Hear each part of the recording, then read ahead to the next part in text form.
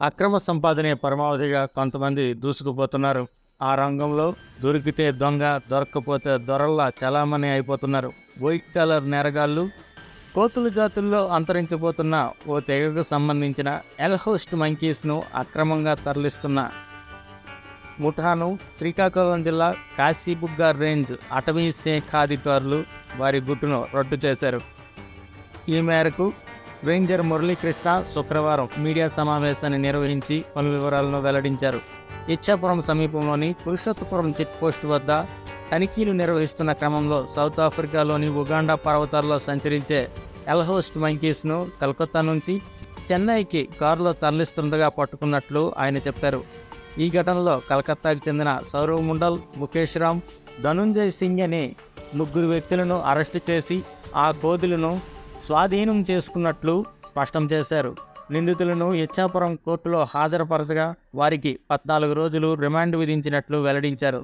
అయితే ఈ కోతులు అంతరించిపోతున్న జాత్యాన్ని, వీటి సంతాన అభివృద్ధిని చేసేందుకే తరలిస్తున్నట్లు నిందితులు సమాచారం ఇచ్చారని పేర్కొన్నారు. అయితే ఎందుకోసం ఈ కోతులను చెన్నై తరలిస్తున్నారు, ఎంత డబ్బుకు అమ్ముతున్నారనే అంశంపై దర్యాప్తు చేస్తున్నట్లు స్పష్టం చేశారు.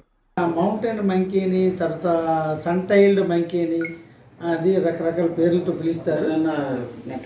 మన లోకల్ నెట్లో చర్చ చూస్తే దాన్ని మౌంటైన్ మంకీని, తర్వాత సన్టైల్డ్ మంకీ అనేసి అలా పిలువబడుతుంది. ఇవి ఆఫ్రికా కంట్రీలు, ఆఫ్రికా కాంటినెంట్లో, ఆఫ్రికా దేశాల్లో కూడా ఇవి అంతరించిపోయే స్టేజ్లో ఉన్నాయి. కాబట్టి వీటిని బ్రీడింగ్ ద్వారా మనం సంతానోత్పత్తి చేసి అభివృద్ధి చేద్దామని వాడు చెప్పడం జరిగింది.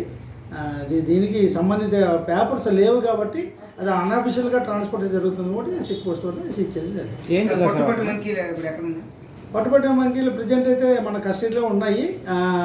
ఇప్పుడు ముద్దాయిలు ఎప్పుడైతే దానికి సంబంధించిన పేపర్స్ లేవో వెంటనే ముద్దాయిల్ని కేసు బుక్ చేసి ఇచ్చాపురం మేజిస్ట్రేట్ ముందు ప్రొడ్యూస్ చేయడం జరిగింది. వారికి ముగ్గురికి కూడా ఈ నెల 21వ తారీఖు వరకు రిమైండర్ కూడా